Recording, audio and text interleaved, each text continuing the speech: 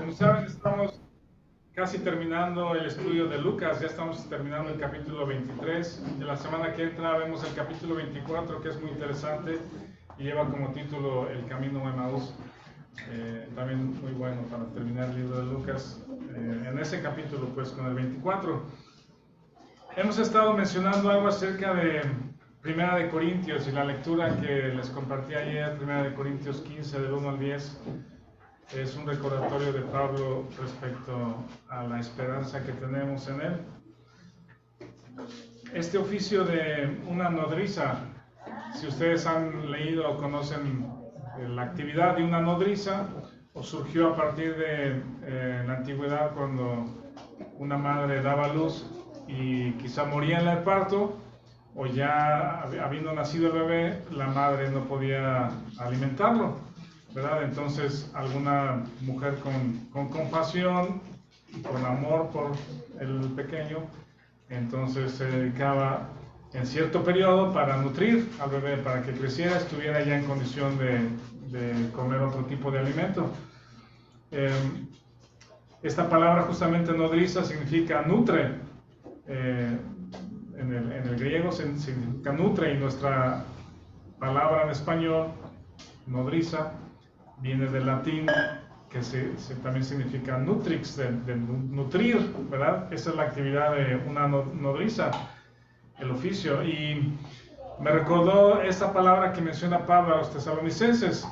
Y a los tesalonicenses Pablo les dice, los cuidé como una nodriza, ¿sí? Pero como una nodriza que cuida a sus propios hijos. Piensen en eso. Pablo ve su relación con los tesalonicenses como una nodriza que alimenta a un bebé, pero esa nodriza no solamente tiene compasión por los que no son sus hijos, sino es una nodriza que va a alimentar y nutrir a sus propios hijos, ¿verdad? Es como un doble amor, o como un doble motivo o compasión, no solamente por un niño que no es el mío, pero es mi propio bebé, ¿verdad? Y con ese amor y deseo y compasión, Pablo es que les escribe a los tesalonicenses, y esa misma actitud y amor de parte de Pablo lo veo para los corintios. Lo veo para los corintios. Ahora que en los miércoles estamos estudiando la primera carta, me ha llamado la atención regresar a algunos de estos versículos, porque piensen en esta primera parte. Lo que Pablo está haciendo con los corintios es darles verdadera esperanza. Verdadera esperanza. Ahora en Año Nuevo, que estamos ahí en la casa, cuando terminan los años nuevos, teníamos un rompecabezas. De hecho, creo que hace algún par de años compramos uno del Coliseo de Roma, y pues ahí en la casa nos pusimos a armarlo. Pero resulta que le faltaba una pieza, pero es como sacar todas las piezas, ¿verdad?, de la mesa, dependiendo del tamaño, pero es por dónde comienzo, ¿verdad? ¿Por dónde comienzo? Sabes que debe de funcionar, ¿verdad? Sabes que tiene una solución y que cada pieza va en su lugar. En el mismo caso quizá de un doctor que tiene algunos diagnósticos, o un diagnóstico respecto a la enfermedad de alguien, y en la cirugía abre, pero ve varios problemas, ¿verdad? Quizá que está inundado de cáncer, está contaminado, no solamente es un problema, sino tiene 2 o 3 problemas en este sistema. ¿Por dónde empezar, verdad? ¿Qué hacer? Y quizá el doctor dice, vamos a hacer lo mejor que podamos, ¿verdad? No le aseguro nada, o es a la familia, pero vamos a hacer lo mejor que se pueda hacer. Entonces, cuando Pablo les escribe a los corintios, ¿verdad?, hay una serie de problemas que ustedes ya conocen, ya los mencionamos. La iglesia está padeciendo. Yo creo que en realidad, gracias a Dios que en esta pequeña iglesia quizá no tenemos ese tipo de problemas, o muchos de esos problemas, por la gracia de Dios, y también porque creo que entendemos muchas de las verdades que nos llevan a la madurez, o que vamos creciendo hacia la madurez. Pablo les escribe a los corintios y les dice, no puedo escribirles como a maduros, sino como a niños, porque todavía son carnales. Entonces Pablo, al escribirles y ver todos estos problemas, es como el médico que abre y por dónde empiezo, ¿verdad? Pero a diferencia de un doctor, digo, el mejor doctor, no sé si puede asegurar, esta operación va a salir bien, te aseguro que va a salir bien. No sé hasta qué grado un doctor puede asegurar eso, pero en una cirugía. Bueno, el primer problema que se enfrenta fue en una cirugía de anestesia. Hay pacientes que tienen los resultados alérgicos a la anestesia y se han cometido errores. Cuando yo estuve en el octavo semestre, iban a quitar un simple linfoma a una jovencita de un seno. Ajá. Y no quiso que se lo hicieran con anestesia local, quiso que se lo hicieran con anestesia general y resulta que no duró la anestesia porque no se puede. ¿Cómo sale el médico explicarle eso a los Exacto, padres? yo creo que por la prudencia un médico antes de una cirugía no puede decir va a salir bien y va a estar, ¿no? No puede asegurar. Pero miren, justamente el texto que leyó Víctor hace rato en Colosenses, no lo busquen, pero vean esto. Si en verdad permanecéis fundados y firmes en la fe y sin moveros de la esperanza del Evangelio que habéis oído. Esta primera parte, esta primera palabra es esperanza. Lo que Pablo les está escribiendo a los corintios, o la razón por la que les escribe, es que les está mostrando dónde están. Les está mostrando dónde están, porque probablemente ellos mismos no saben en la condición en que están, no se han visto, quizá tienen cierta ceguera de sus propias problemáticas, ¿verdad? Y entonces creo que uno de los propósitos por los que Pablo escribe a detalle todos estos problemas es para que ellos se den cuenta en dónde están, las carencias que tienen, los problemas que tienen, la gravedad de los asuntos. Les dice, son niños y son carnales. No puedo hablarles como espirituales, sino tengo que explicarles detalladamente cuál es su problema, en dónde están parados. Y a veces somos ciegos a nuestra propia carnalidad. Piensa de eso. Tú y yo posiblemente seamos ciegos a nuestra propia carnalidad. Y Dios tiene que enviarnos a un Pablo, ¿sí? O Dios lo hace a través de nuestra esposa, o a través de nuestro esposo, o de un amigo cercano, no solamente un Pablo, pero a veces una piedra del zapato, ¿verdad? Vean esto, la carne es engañosa. Es interesante que a diferencia de Pablo, pocos cristianos están dispuestos a admitir que la carne es lo que está controlando sus vidas. A veces no vemos qué es lo que está controlando nuestras vidas. Si los pecados más horribles están ausentes en nuestra vida, entonces nuestra tendencia es descansar complacientes, como diciendo que somos justos y buenos en nosotros mismos. No nos damos cuenta de cuán horrorosa es la situación delante de Dios con nuestros pecados culturales aceptables.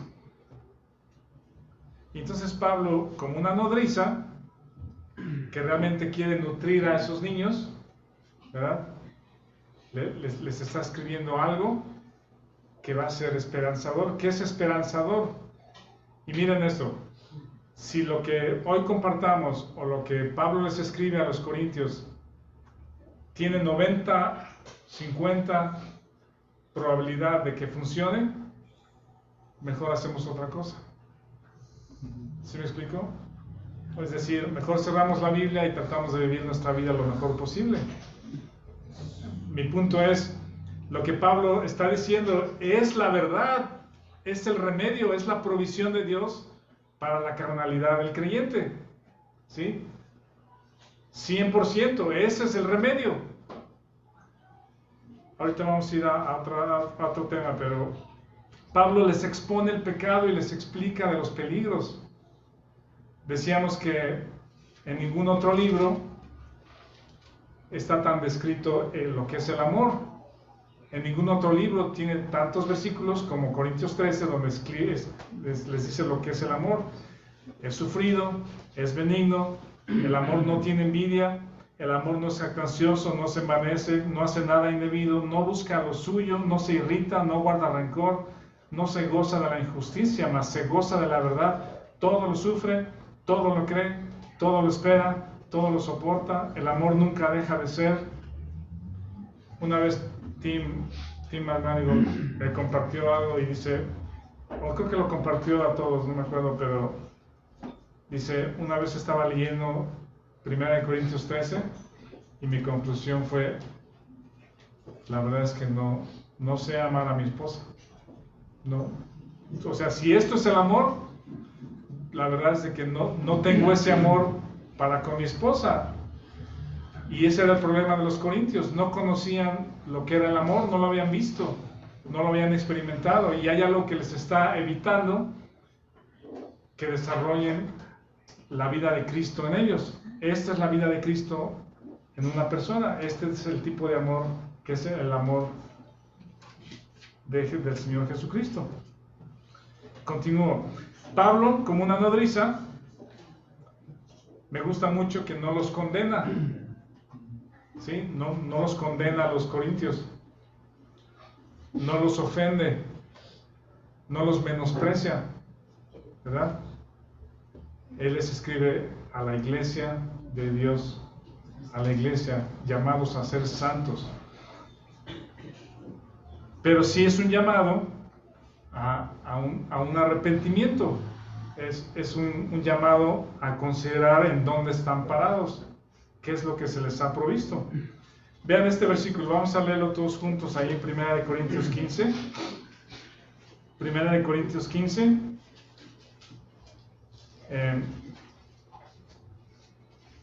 Si se acuerdan, habíamos dicho que ahorita vamos a ver a 1 Corintios 1, y en el capítulo 2 les dice de la cruz, pero no les dice de la resurrección en el capítulo 2. Y hasta el capítulo 15 les habla de la muerte y resurrección. Vean el 15:1. Además os declaro, hermanos, el evangelio que os he predicado. Acuérdense que el evangelio tiene dos partes, por decir, el cual también recibisteis, en el cual también perseveráis, por el cual asimismo, si retenéis la palabra que os he predicado, sois salvos, si no creísteis en vano. Allá hay como no es una duda de la esperanza, sino es si vuestra fe está fundada en la verdad correcta, si vuestra creencia es correcta en la obra de Jesucristo, si no es en vano, ¿verdad? Y en el versículo 3 dice, porque primeramente os he enseñado lo que asimismo recibí, que Cristo murió por nuestros pecados, conforme a las Escrituras, que fue sepultado y que resucitó al tercer día, conforme a las Escrituras. Mi punto aquí es, en el capítulo 2, Pablo solamente menciona la cruz, y le dice, me propuse no saber nada entre vosotros, sino a Jesucristo y a este crucificado. ¿Por qué en el capítulo 2 no menciona la resurrección, sino solamente la cruz? Acá en el capítulo 15, después de haber desplegado todas las problemáticas, ahora sí les dice, este es el evangelio. Jesucristo crucificado, sepultado y resucitado. Porque ahora sí le habla de la resurrección, que es nuestro tema de Lucas 23, ¿verdad? La resurrección.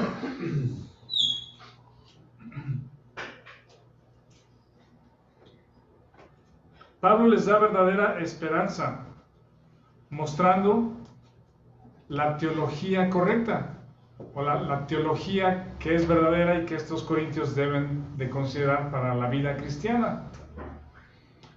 Las dos partes del evangelio son, Cristo murió por mí, ¿verdad? Todos ustedes la conocen, es lo que compartimos y que conocemos, pero no nos quedamos ahí. La segunda parte del evangelio, de las buenas noticias, Romanos 6, es yo morí con él.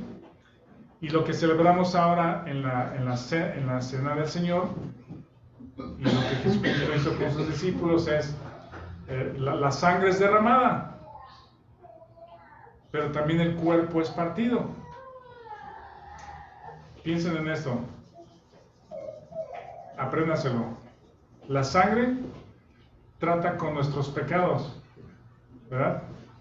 La sangre es el sacrificio para pagar nuestros pecados, para cubrir nuestros pecados y borrarlos. La sangre. Si la sangre es el sacrificio por los pecados, es algo permanente y hecho una sola vez. Pero el cuerpo partido, que el pan representa el cuerpo de Cristo, el cuerpo partido representa nuestra muerte con Él. Nuestra muerte con Él. Ahorita vamos a entrar un poquito más en eso. Pero esa es la esperanza que Pablo les está diciendo a los corintios. Repito, Pablo entonces no los condena, no los desalienta, no les dice, pues a ver qué hacen ahora, sino como una nodriza, los cuida y los nutre para que esos niños crezcan. Les explica con manzanas lo que necesitan en la vida cristiana y les da esperanza. ¿Cuántos cristianos no necesitamos en nuestras iglesias o en las iglesias donde se asisten? Es esperanza que desde el púlpito y cada vez que abrimos la escritura encontremos esperanza, ¿verdad? No culpabilidad, desaliento, condenación. Sí hay que señalar, la Biblia nos explica dónde estamos parados y nos da pena ser así, nos da pena hacer lo que hacemos, nos da pena, espero que nos dé tristeza ver nuestras debilidades, ¿verdad? Y nuestras faltas. Pero Pablo no se queda ahí, sino los apunta a la esperanza. Alguien lea, por favor, ahí mismo en Corintios 15. Ahorita regresamos ahí un poquito a la resurrección, pero alguien lea, por ejemplo, Corintios 15, del 8 al 10, por favor. ¿La primera o la segunda? Primera de Corintios 15, del 8 al 10. Y al último de todos, como un abortivo, me pareció a mí, porque yo soy el más pequeño de los apóstoles, que no soy digno de ser llamado apóstol porque perseguía la iglesia de Dios. Pero por la gracia de Dios soy lo que soy, y su gracia no ha sido en vano para conmigo. Antes he trabajado más que todos ellos, pero no yo, sino la gracia de Dios conmigo. Ajá, no es falsa modestia lo que está escribiendo Pablo, sino está diciendo, la gracia que he recibido de Dios es evidente, ¿sí? Pero, digo, él habla de todo lo que él ha hecho, pero dice, no soy yo, sino es la gracia de Dios conmigo. No se lo está atribuyendo a su bien proceder, ¿verdad? Ese bien proceder, como fariseo, ya dijo, eso es basura. Esa es mi justicia propia y esa es basura. Esta es la provisión de Dios para mi vida, la gracia de Dios conmigo. Todo lo que Pablo hacía para gloria de Dios, compartir el Evangelio, enseñar, escribir, viajar, dice aquí, no ha sido en vano para conmigo. La gracia no ha sido en vano. He trabajado más que todos los apóstoles, pero no yo, sino la gracia de Dios conmigo. Tú, como cristiano, como creyente, has recibido la gracia de Dios. Tú como creyente has recibido la gracia de Dios. Y la gracia de Dios no es en vano. No se va a la basura. No está vacía. Sino que hace su impacto en la vida de los creyentes para producir un fruto. Una vida transformada. ¿Sí? La vida de Pablo fue transformada y él mismo dice ahí en el capítulo 10 que leyó Víctor, en el 9 dice, yo tengo cuidado, no vaya a ser que yo, siendo heraldo, sea descalificado por incredulidad. Golpeó mi pecho, como dice, lo pongo en servidumbre. Ese es un cuadro de su muerte juntamente con Cristo. Pero bueno, la gracia de Dios conmigo. Miren en el capítulo 1 de Corintios, ¿qué recibieron los corintios?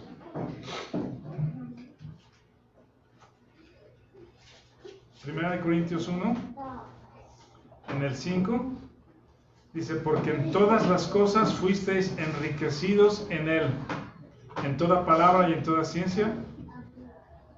En el versículo 4, gracias doy a mi Dios siempre por vosotros, por la gracia de Dios que os fue dada en Cristo Jesús.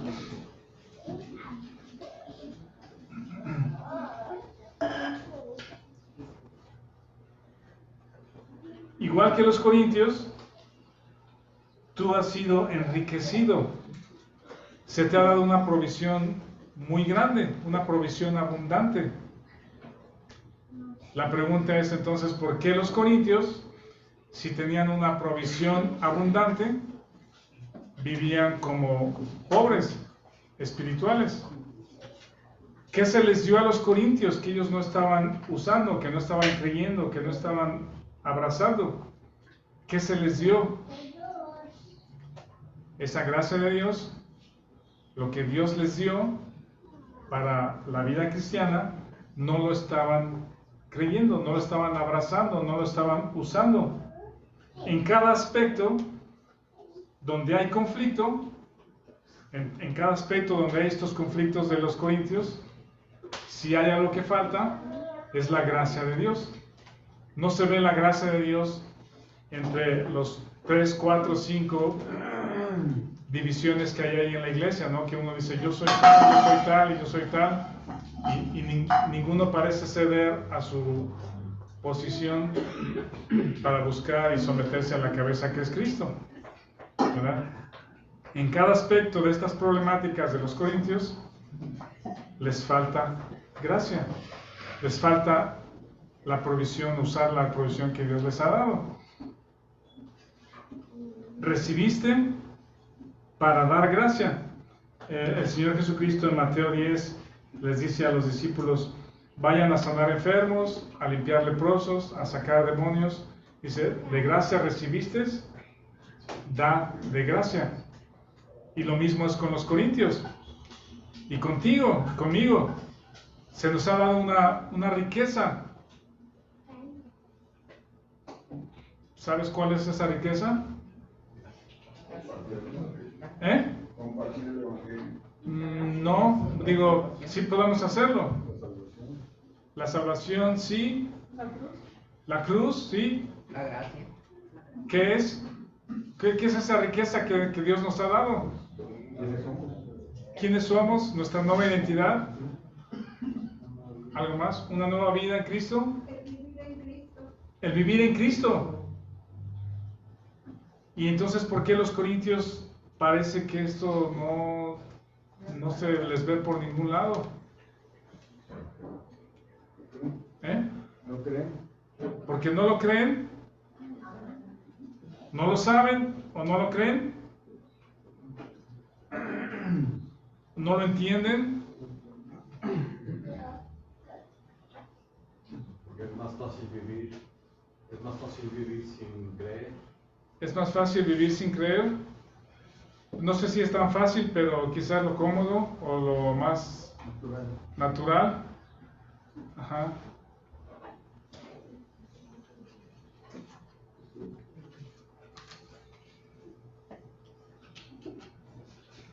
Lo que Pablo hace es poner las cosas en su lugar. Está la problemática de los corintios y que puede ser la nuestra también. Está expuesta y les digo, Dios usa a alguien o a algunos cercanos para exponer nuestra falta, pues, y la Escritura para exponer mi ceguera de lo que pienso que... mi ceguera de carnal, pues, de la carnalidad. Y luego los apunta a la esperanza, que es la gracia de Dios. Obvio, la gracia de Dios está dada en Jesucristo, en lo que Él hizo. Ese es el regalo de Dios, esa es la provisión de Dios para nosotros, pero Pablo lo separa muy bien. Tú y yo necesitamos lo que Dios nos ha dado, lo que se ha provisto gratuitamente para usarlo. ¿Por qué Dios no nos enriqueció con otras cosas? Simplemente nos libró de todo pecado. Nos libró de todo pecado, ¿sí? ¿Y qué tal lo que les decía la vez pasada? La sangre trata con los pecados, pero ahora ¿cómo evitamos hacerlo otra vez? ¿Sí? Dios no nos salvó de los pecados, no nos los pagó para estar pagándolos todos los días. Y esa es la frustración del cristiano, que es, una vez de jovencito yo lo llegué a pensar, decir, bueno, hoy le pido perdón a Dios, pero, híjole, yo sé que lo voy a hacer mañana otra vez, pues, ¿por qué no lo acumulo durante la semana y le pido perdón semanalmente, no? Esa es la frustración del cristiano, decir, bueno, Dios, hoy te voy a pedir perdón, pero qué tristeza por mí, porque mañana seguramente alguien me va a hacer enojar, o mañana va a suceder esto y así voy a responder, o mañana voy a caer en este hábito, ¿verdad? Y esa es la frustración del cristiano. Sí. Y aunque tú lo hacías ya siendo creyente, podemos ver la parte de la religión católica romana, pues, donde se hace esto continuamente porque se va a un confesionario semanalmente, ¿no? O algo así, o al mes, a lo mejor con la acumulación de esperar a que se acumulen unos tantos para luego ir otra vez. Esa era la problemática del sistema judío, era cada año hacer lo mismo, y no solamente es olvidarlo, sino tienes que hacer memoria de todo, recordar todo lo que hiciste. Imagínate la culpa y la conciencia para recordarlo y otra vez guardar, acumular, llevar tus notas todo un año para el día de la expiación ir a pedir perdón y sacrificar al animal, a que derrame su sangre para cubrir mi pecado.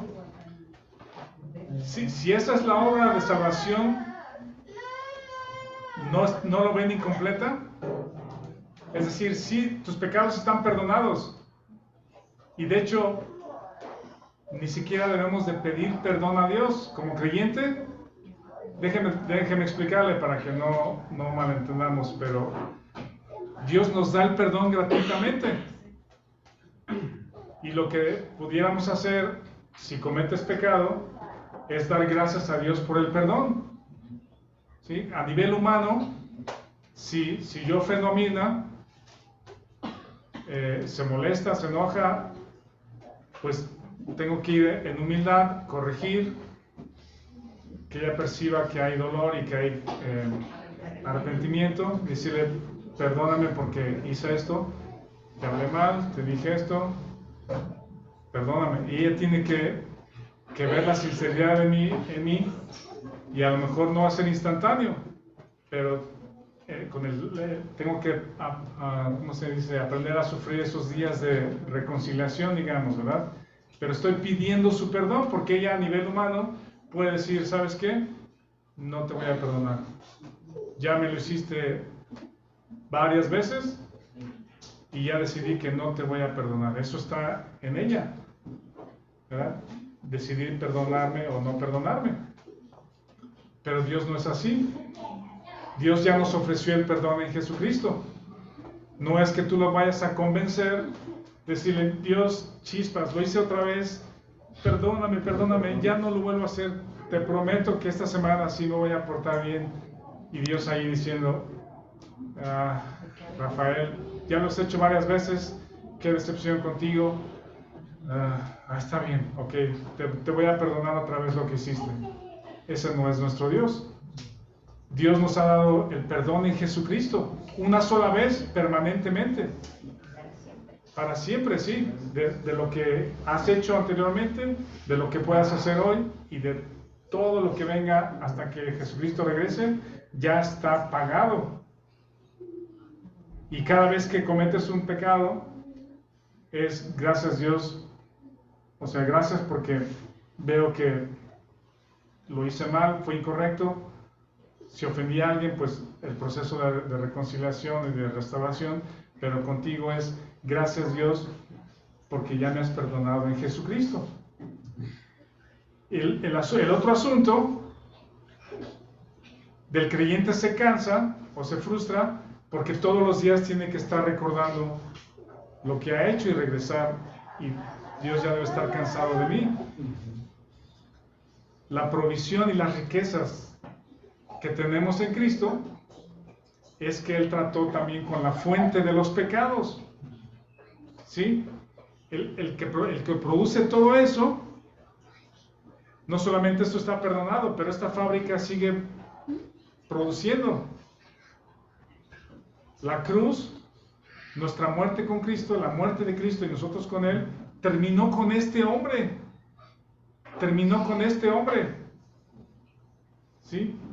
¿Para qué? Para que no seamos esclavos del pecado.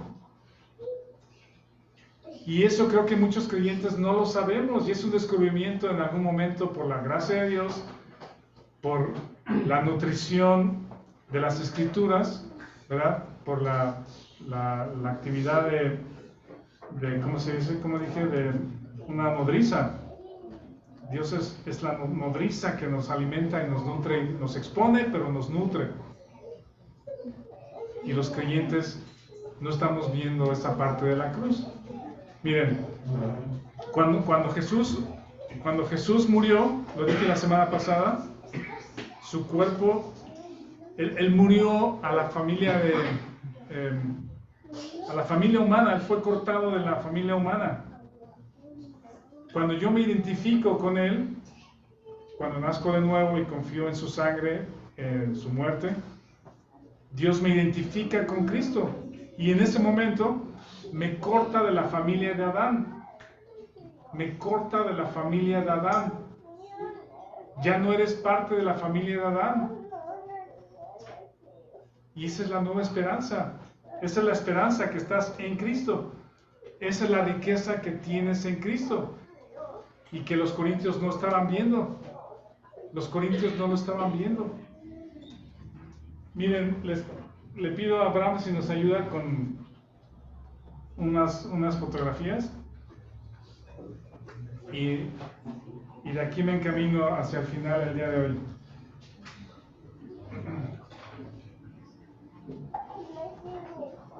Miren, esta es la tumba en el huerto. Tradicionalmente se cree que esa es la tumba donde fue enterrado el Señor Jesucristo. La tumba no pudo contenerlo, ¿sí? La piedra rodada. Incluso aquí hay una como bardita, si la alcanzan a ver, es como una canal donde la rueda, donde la piedra entraba y de ahí rodaba, ¿sí? Ese es el huerto. De hecho, cuando las mujeres vinieron y había un varón ahí, dijeron: tú eres el hortelano, tú eres el dueño del huerto o el que trabaja el huerto, pero era el ángel. La siguiente, por favor. Esa es la piedra, o una representación de la piedra. La Biblia, la palabra que usa respecto a la piedra es que estaba movida hacia arriba, varias toneladas de peso. Imposible que los hombres lo hayan movido hacia arriba. Si lo hubiesen movido, hubiese sido hacia abajo, más fácil. Luego la siguiente. ¿Hay una más? Antes de irme a esa. Esa es el Gólgota, ¿verdad? Es la montaña o el cerro, la colina, que tiene como figura de una calavera, la calavera o el Gólgota, ¿sí? Tradicionalmente se cree que la cruz o la crucifixión fue arriba, en la parte de arriba de la montaña, ¿sí? O del cerro, que en la parte de arriba. Les voy a mostrar una fotografía o una imagen, no es fotografía, sino una imagen. Mirna se ha dedicado a estudiar un poquito más esto, pero la otra, la primera, ¿te ubicaste a otra? Esa. Esto es una teoría, ¿sí? No está en las Escrituras. No estoy basando la doctrina de Pablo en esa teoría, ¿sí? Para que quede claro. No estoy basando la doctrina de Pablo y la cruz en esta teoría, pero me parece muy interesante compartírsela. Por un lado tenemos el Gólgota del lado derecho, ¿verdad? Y estos arqueólogos piensan que la cruz o la crucifixión no fue arriba del Gólgota, sino en un costado, porque la tumba estaba cerca, dice la Biblia, la tumba estaba cerca, y movieron el cuerpo rápido para enterrarlo. Entonces creen que la crucifixión, si la ven aquí a la mitad, que la crucifixión fue en el terreno en medio del Gólgota y del huerto. Esto sí es, estos tres elementos, el Gólgota, la crucifixión y la tumba, están allí. O sea, eso sí lo pueden encontrar físicamente en Jerusalén. Si un día van, ahí están las tres cosas, ¿sí? Digo, la cruz se estima que fue ahí. La parte que les digo que es una teoría, que me parece interesante y va a ser pasajera el día de hoy, es que estos arqueólogos han hecho excavaciones. Un arqueólogo desde muchos años antes ha encontrado Sodoma y Gomorra, donde está el monte Sinaí, algunas otras cosas. Por muchos años tiene algunos elementos de arqueología, evidencias. Él estima que el arca perdida, ¿verdad?, escondida por Jeremías, está enterrada en ese lugar. Ha hecho excavaciones y hay estimaciones que ahí está. Y que el terremoto que hubo, donde se abrió la tierra, fue porque la sangre de Jesucristo derramada no quedó en la tierra, en el terreno, sino fue cayendo hasta donde estaba el arca, ¿sí? Eso es lo que es teoría, ¿sí? O una, no teoría, sino... Sí, es una teoría. Una hipótesis. Ya, eso era nada más el comentario respecto a eso. Está interesante. Nosotros no necesitamos verificar esa teoría para confirmar lo que las Escrituras dicen respecto a esta verdad. Pero voy a terminar con esto. Lo que Pablo les está recordando y apuntando hasta el capítulo 15 es que Cristo murió, que fue sepultado y que resucitó. Hay más de 500 testigos, también según el texto que leímos ahí en Corintios 10, es irrefutable la verdad de que el Señor Jesucristo resucitó. Vamos a terminar con 4 versículos en el 15, que pido a Dios que si no han visto esto antes, que lo podamos ver hoy. Vean el 15:22. Corintios 15:22. Y con esto vamos a terminar.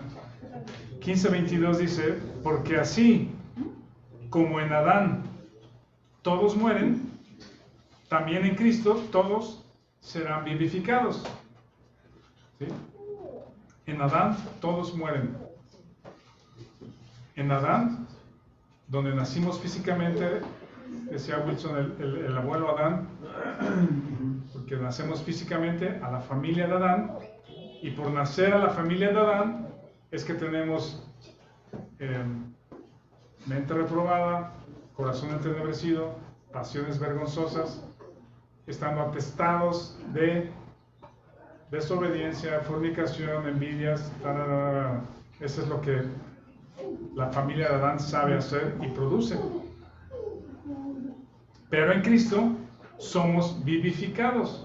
Él nos da una vida espiritual que no tenemos. ¿Ya? Eso sí lo entendemos. Vean ahora el 15:45. Así también está escrito: fue hecho el primer Adán alma viviente, y el postrer Adán espíritu vivificante. ¿Por qué menciona 2 Adanes? Uno de muerte y otro de vida eterna. Uno de muerte y otro de vida. ¿En dónde estás tú?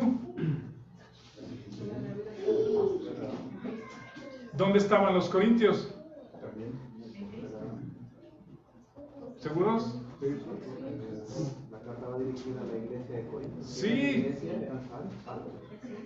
¿Ven esto? los corintios ya habían sido vivificados, nacidos espiritualmente, enriquecidos con la vida de Cristo, pero vivían como pobres espirituales, con la vida de la carne. ¿Han escuchado las dos naturalezas? Que tenemos las dos naturalezas. Personalmente, creo que esa ilustración o esa mención de la lucha que hay entre el creyente, en el corazón del creyente, creo que no es la correcta. Que tenemos dos naturalezas. Creo que lo que dice Pablo es de que estabas en Adán, pero ahora estás en Cristo. No hay una combinación de las dos naturalezas o una combinación de mitad y mitad. ¿Estás en uno o estás en otro? Y si tú naciste de nuevo un día verdaderamente, estás en Cristo, estás en el postrer Adán, vivificado espiritualmente. Ahora vean el versículo 49. Así como hemos traído la imagen del terrenal, traeremos también la imagen del celestial. Esa es la riqueza que Pablo les dice a los corintios que tienen y que tú también la tienes. La imagen de Cristo en tu cuerpo. ¿Sí lo ven? ¿Sí lo están viendo? En el 42. No, bueno, este es... el 42 es otro tema, pero... Recapitulando, Pablo expone a los corintios, pero les da esperanza verdadera. Les dice que han sido enriquecidos con la gracia de Dios, pero no la están considerando ni creyendo.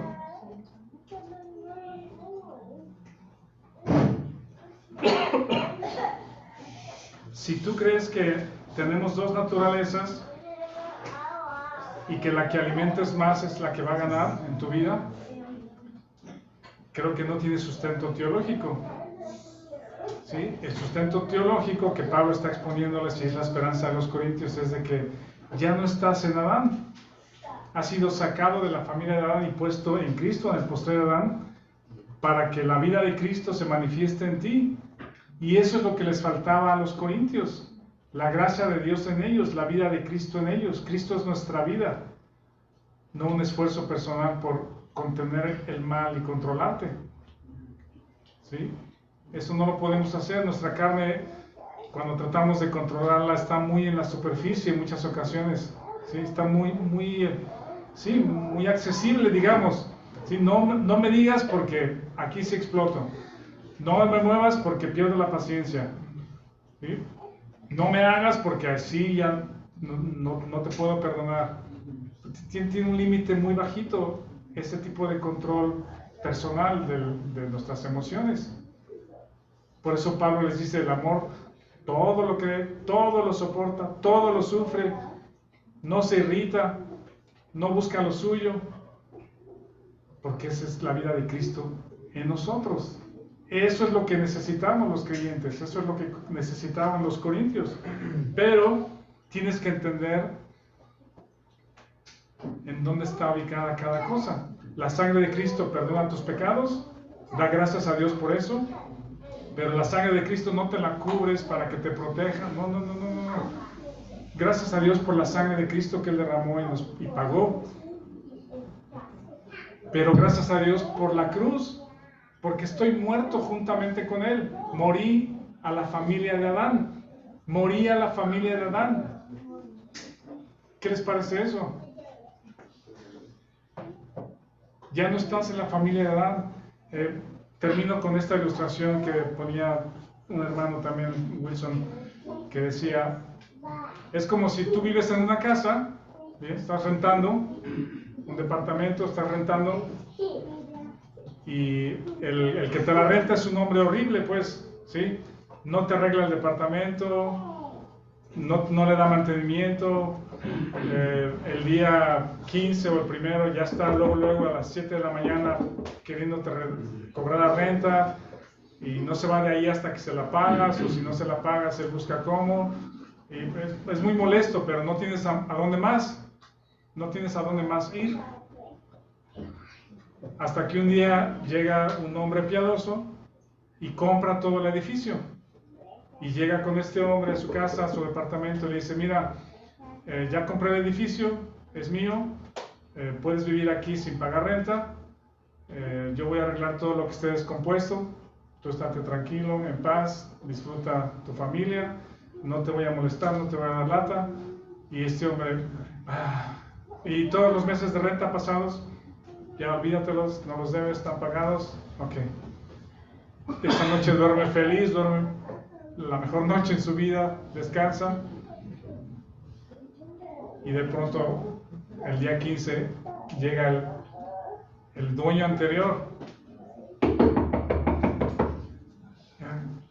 Oh, no me has pagado la renta, ya estoy aquí, ya son las 7 de la mañana, ya es el día 15, ¿por qué no pagas? No tengo, déjame juntar, ¿qué hago para pagarte? Se le olvidó quién era el dueño. ¿Sí? Se le olvidó quién era el dueño. ¿Por qué no le dijo, sabes qué? Ya aquí están los nuevos documentos, el nuevo dueño es tal persona, me ha dicho que esto y esto y esto, no tienes nada que hacer aquí, discúlpame, buen día. ¿Sí? Eso es el creyente que cree y que descansa en que está muerto juntamente con Cristo.